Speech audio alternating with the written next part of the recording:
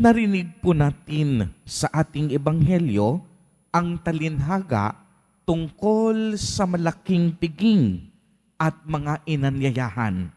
Makikita natin sa parabola ang iba't ibang paanyaya ng Panginoon upang makasalo sa hapag ng kaharian ng Diyos.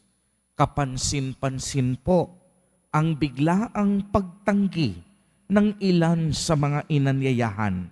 Yung isa, ang sabi, nakabili daw ng bukid. Yung isa naman, sinabi niya, nakabili siya ng pares ng baka. At yung isa naman, bagong kasal daw. Dahil sa hindi nila pagdalo, sinabi ng Panginoon sa alipin na isama niya ang mga pulubi, ang mga pingkaw, ang mga bulag, at mga patay, mga pilay. At gayon nga ang ginawa ng alipin, ngunit anong nangyari? Maluwag pa rin ang piging. Tunay ngang napakadami ng inaanyayahan, subalit ang inaanyayahan hindi dumalo. Ang mga inanyayahan hindi nakahanda. Ang mga inanyayahan patuloy pa rin sa kanilang nakagisnang pamumuhay. Mabuti pa ang mahihirap. Mabuti pa ang mga nasa laylayan ng lipunan. Ang mga pulubi, ang mga bulag, at mga pilay. May oras at may panahon sila para sa Panginoon. Ang banal na Eucharistia po ay isang piging na inihanda ng Diyos sa atin. Ito po ay kakaibang piging sapagkat ito ang tanging handaan na nagpapatawad, nakapagbibigay buhay at nagbibigay lunas sa ating sakit at karamdaman.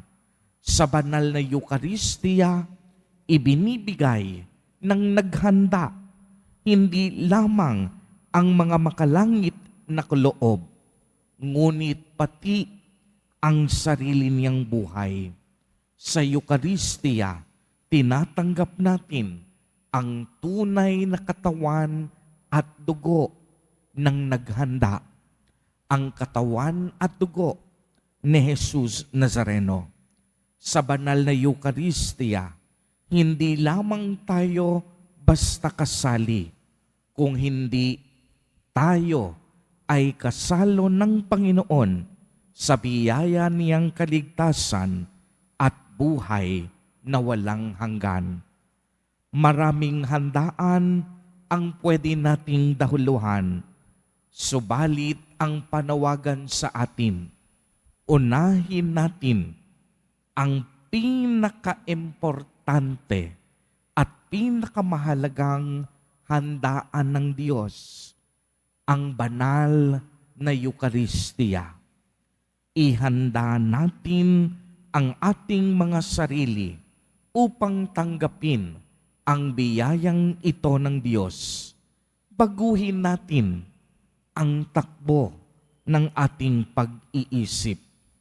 Mga kapatid kay Kristo at mga kadiboto, ito na mismo ang tamang panahon, hindi bukas, hindi sa isang araw, hindi sa isang buwan, upang hindi lang tayo basta makadalo at makasali sa piging o handaan ng Panginoon, kung hindi makasalo natin ang Panginoon sa banal na pagdiriwang ng Eucharistia sa pamamagitan ng pagiging handa, sa pamamagitan ng pagbibigay ng ating oras at panahon sa Diyos.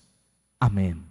Purihin at dakilain natin ang ating Panginoon, ang mahal na poong Jesus Nazareno.